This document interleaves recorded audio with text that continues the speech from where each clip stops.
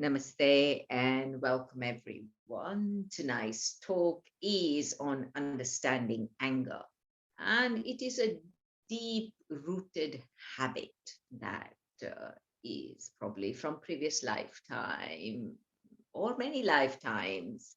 So, how do we heal and understand this, whatever is anger? So, what is anger? What happens when we're angry is we find the stress level goes up, blood pressure goes up, heartbeat goes, the breath is all over the place. So we're completely off-centered. We're not in our center self. And we find we can't control ourselves either in that state. So it is a bit painful, sad situation, really punishing ourselves and in confusion even. And many a times, a lot of people keep this because they have no understanding. So they live with it and they die with it. And then they come back again in the life with the same weather again. So the idea is to really understand anger and to heal it at the root level. So it is not suppressed, but it is dealt with. So we find the energy goes down when we are in this state. So we don't want that again. And it is described as active sadness. And the way to sort of see it is next time you are in that state is to observe, really observe deep, like how it is, the pattern, and what is happening, and pause a bit, then reacting so quickly and without distractions. So there should be no distractions. Right now, the types. What are the types? So let's start with the baby. The baby is like sort of grows up a little bit, and then certain things it wants, a toy or whatever, and then cries out for it and gets angry. I want. And suddenly, when you say, okay, you can't have this, I can't buy it for you or whatever. And after a while, the kid forgets and all is forgotten and finish. So that is very diluted anger, I would say. The next one is the anger where we are attached to something we want and we want so badly and we chase for it and we can't have it. Expectations, frustration, everything arises in that.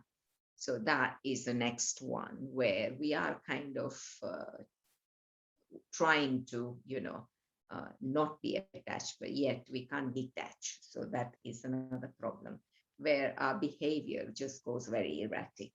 The third type of anger is very deadly and poisonous. It is so deep rooted.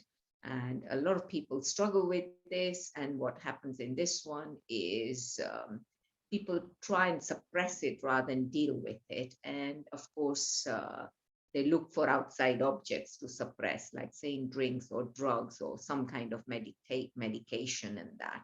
And it is never really dealt with and it still stays there. And we could see in certain cases where people go in a rage and in violence, and often things happen which are not, the result is not very good, where some people even get killed in it. So, it's certainly not the place to be. So that in that one is total loss of awareness because the rage takes over and you lose your awareness completely. And you even go deaf because you can't hear anything because you are so hot, like, burning away within. So that's kind of hard to break. It needs a lot of work doing. The fourth type is a very divine anger. And this divine anger is what? This is like very high spiritual beings when they stand up for the truth. Sometimes they have to show that little bit of anger, but they're totally aware of themselves and they're totally in balance. They are balanced and they know the righteous, the truth, the dharma, as we call it, and Jesus, how he sort of showed in the temples when that gold was all being bought and exchanged and all that. And he really went with the table like this and he said, this is not the way to the truth. Same with Krishna and same with Shiva when he opens his third eye. So all this is there. But it is beautifully expressed, that anger, just to bring people to full awareness. So remedy, what is the remedy? The remedy is to observe ourselves totally, and totally in that awareness as it arises, the anger where it arises. Then we need to ask why. Why is it here? You need to analyze it. Third, being very attentive and accept that yes, this is anger, not deny, and listen to our reality.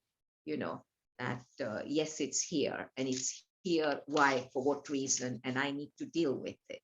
And can it end totally? Of course, it can end totally, but we must understand how to end it, and not sort of go, with I know mind.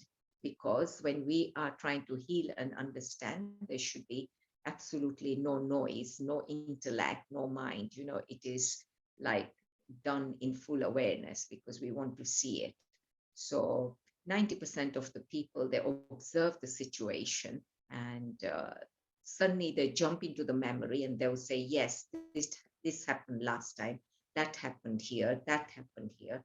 So then they are not really dealing with from there. They are dealing it from the body level. So it is only partially understood. So that is not the way to go. So the real way to go is to become a witness. To become a witness, what is my body mind doing at this time? Let me pause, let me understand this pattern. And one pattern at a time, start unraveling to understand, and then take right actions to, dissolve that. So bit by bit of observation as it arises, pause, focus on the breath, and see that whether I'm totally aligned and how do I act.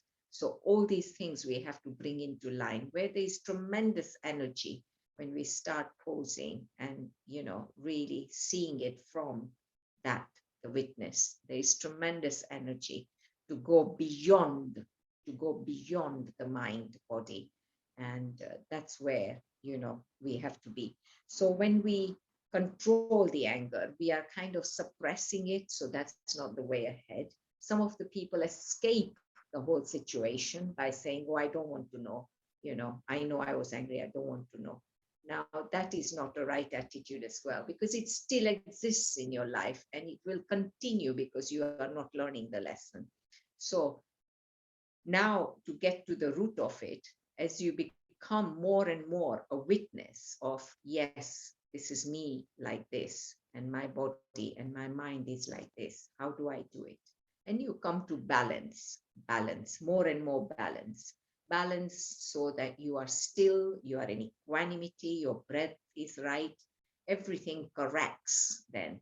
And as it corrects, there are no more conflicts, because the conflicts only arise from body mind. So now, you're fully balanced. There is no conflicts, no anger, and you are totally awake and responsible. So no past situation, you're not bringing any of that either.